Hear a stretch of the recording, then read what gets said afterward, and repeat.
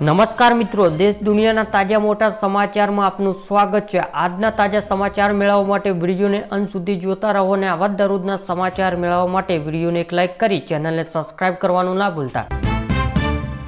હવામાન વિભાગની આગાહી એટલે કે મિત્રો ગુજરાતમાં ચોમાસું સત્વાર રીતે વિદાય લેવાની તૈયારીમાં છે। હવામાન વિભાગની આગાહી મુજબ આગામી 3 દિવસ સુધી રાજ્યના કેટલાક જિલ્લાઓમાં માંડલવોથી મધ્યમ વરસાદ વરસી શકે છે, જે સૌરાષ્ટ્ર, કચ્છ અને ગુજરાતના રિજન માંડવવાળી વરસાદની આગાહી કરવામાં આવી છે। હાલ રાજ્યમાં મોન્સૂન ટ્રફ સક્રિય હોવાના કારણે દક્ષિણ ગુજરાતમાં હળવા વરસાદની આગાહી છે। આ સમય દરમિયાન પવનની ગતિ 40 થી 50 કિલોમીટર પ્રતિ કલાકની રહેશે।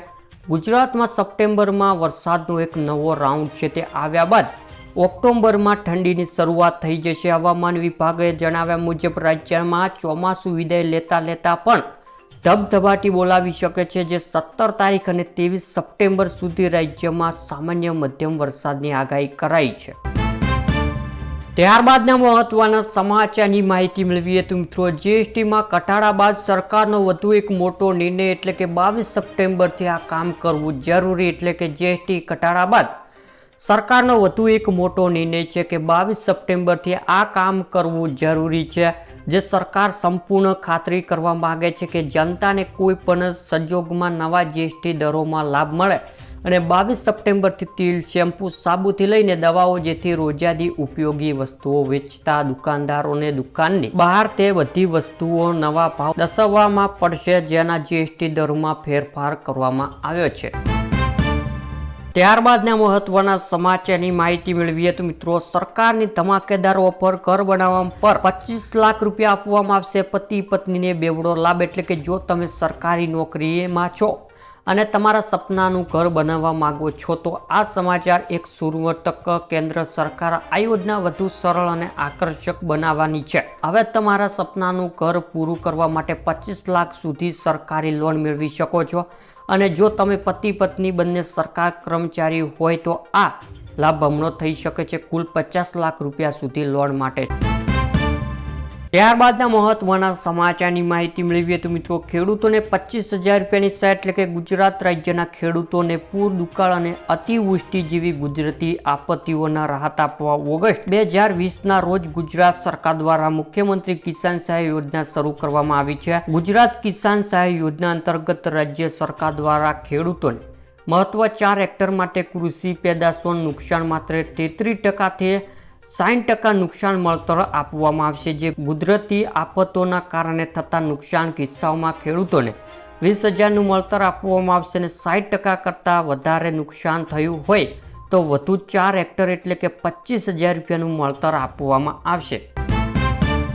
ત્યારબાદના મહત્વના સમાચારની માહિતી મેળવીએ તો મિત્રો ગેસ સિલિન્ડર ધારકો ધ્યાન આપે એટલે કે ગેસ સિલિન્ડર સંબંધી નવા નિયમો બીજો ફેરફાર કરવામાં આવ્યો છે, જે ગેસ સિલિન્ડર બુક કરવા માટે કેવાયસીની પ્રક્રિયા જરૂરી રહેશે। આ સિવાય આધાર કાર્ડ, મોબાઈલ નંબર સાથે લિંક કરાવવાનું રહેશે। ગેસ સિલિન્ડર ડિલિવરી વખતે ઓટીપી વેરિફિકેશન ફરજિયાત કરવામાં આવશે, જે ગેસ સબસિડી અંગે પણ ફેરફાર કરી શકાશે। 1 મહિના સિલિન્ડર સંખ્યાની અંગે ફેરફાર કરી શકાશે। ગેસ સિલિન્ડર સ્માર્ટ ચિપ્સ લગાવવામાં આવશે, જેના દ્વારા વિતરણ માહિતી મેળવી શકશે। તમને જણાવી દઈએ કે હાલમાં જ આ નિયમો ફેરફાર લઈને એક તારીખ પણ સામે આવી હતી, જે બાદ હવે 27મી માર્ચ ફેરફારની શક્યતા વ્યક્ત કરવામાં આવી છે। ત્યારબાદના મહત્વના સમાચારની માહિતી મેળવીએ તો મિત્રો રેશન કાર્ડ ધારકો માટે મોટા સમાચાર। હવે આ લોકોને નહીં મળે મફત રાશન એટલે કે કરોડો ગરીબો અને મધ્યમ વર્ગના પરિવારો માટે જીવનરેખા તરીકે કામ કરતા રેશન કાર્ડ ધારકો માટે મોટા સમાચાર આવ્યા છે। ખાસ સુરક્ષા મંત્રીએ તપાસી બાદ રેશન કાર્ડ પ્રક્રિયાને પારદર્શક બનાવવા અને નકલી રેશન કાર્ડ રદ કરવાનો નિર્ણય લીધો છે। આ અંગે બહાર સુરક્ષા મંત્રીએ તાજેતરમાં નવી માર્ગદર્શિકા બહાર પાડી છે, જે ડિસેમ્બર 2025 સુધી દેશભરમાં લાગુ કરવામાં આવશે।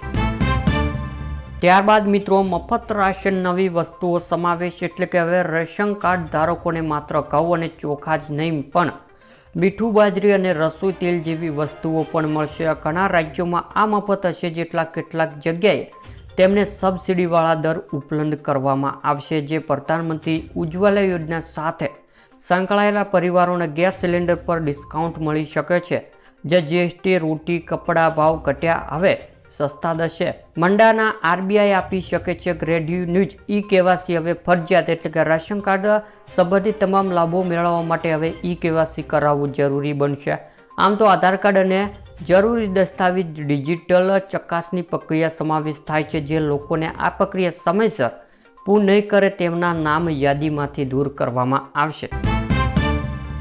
ત્યારબાદ મિત્રો મહત્વના સમાચારની માહિતી મેળવીએ તો મિત્રો વરસાદનો પ્રભાવિત વિસ્તારોને લઈને મોટો નિર્ણય એટલે કે મુખ્યમંત્રીએ વરસાદ પૂરથી અસરગ્રસ્ત વિસ્તારો માટે મહત્વ નિર્ણય લીધો છે કે પશુઓને તાત્કાલિક સૂકું ઘાસ, ખેતીના નુકસાનનું સર્વે અને 2 દિવસ કેશડોલ ઘરવખરી સહાય આપવાની સૂચના આપવામાં આવી છે. જે બેઠકમાં ઘર મકાન નુકસાનની અને પાણીની નિકાલ ખર્ચ નિકાલની ચર્ચા થઈ રહી છે. જે કાયમી નિકાલ માટે રિપોર્ટ તૈયાર થશે, જે મૃત્યુ પશુઓને માલિકોને ફોટા સાથે સહાય આપવામાં આવશે.